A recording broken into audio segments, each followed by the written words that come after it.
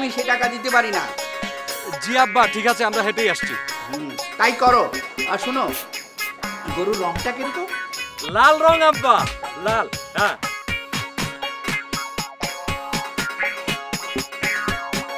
খুব সুন্দর গরু। এই এতবার মানুষ পাইল না। সর্বনাশ, কি বলে শুনেছো? তোমার মেয়ের জামাই আমাকে কি বলেছে?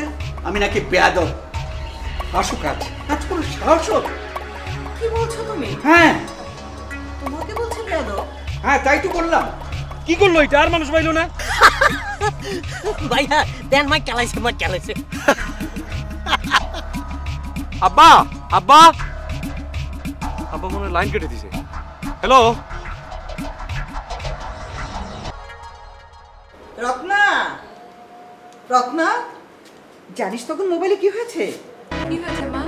তোর জামাই তোর আব্বাকে বেয়াদব বলেছে। কি সর্বনাশ, ও এই কথা বলেছে? হ্যাঁ, কিন্তু আমার তো এই কথা বিশ্বাস হচ্ছে না।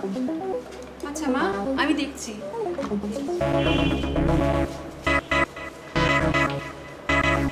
জামাই শ্বশুরকে বেয়াদব বলবে, এমন জামাই তো আমার না। কি জানি কি বুঝতে ভুল করলো নাকি? হ্যাঁ, হ্যালো, উপমার আম্মা বলো। হ্যাঁ, তোমরা এখন কোথায়? আমরা এখন রাস্তার পাশে ঘাসের উপরে বসে আছি। তার মানে? তার মানে সহজ। দেখো, এখন কিন্তু রসিকতা করার একদম সময় না। তোমরা কত দূর এসেছো সেটা বলো। হ্যাঁ, এইবার সঠিক প্রশ্ন করেছো। আমরা এখন গাজীপুরে আছি, রাস্তার পাশে বসে বিশ্রাম নিচ্ছি। আচ্ছা, সেটা তো বুঝলাম। তুমি মোবাইলে বাবাকে বেয়াদব বলেছো কেন?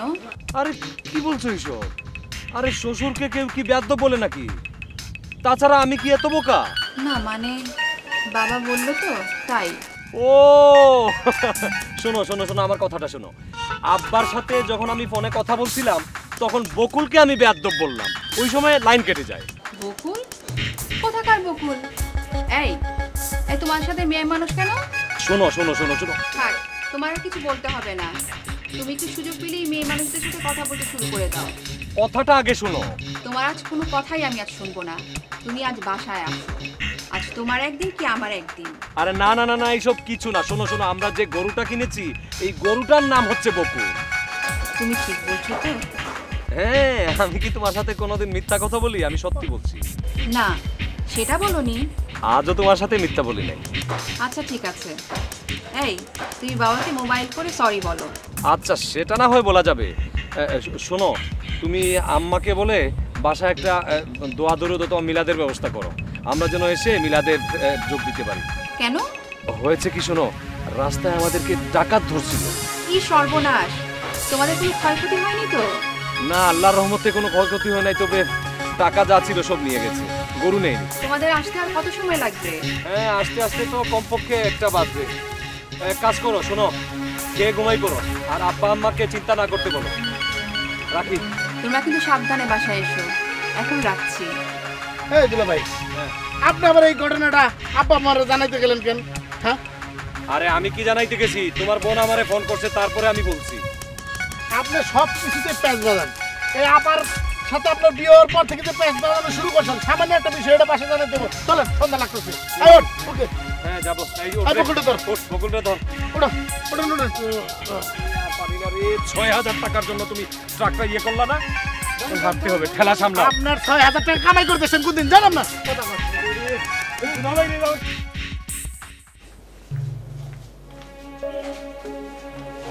বাবা, তুমি কি কিছু ভাবছো? না, তেমন কিছু না। বাবা, তোমার জামাইয়ের সাথে কথা বলেছি মোবাইলে। তুমি শুধু শুধু ওকে ভুল বুঝেছো বাবা। ও কিন্তু তোমাকে বেয়াদব বলেনি। তাহলে কাকে বেয়াদব বলেছে? আমার আত্মাকে?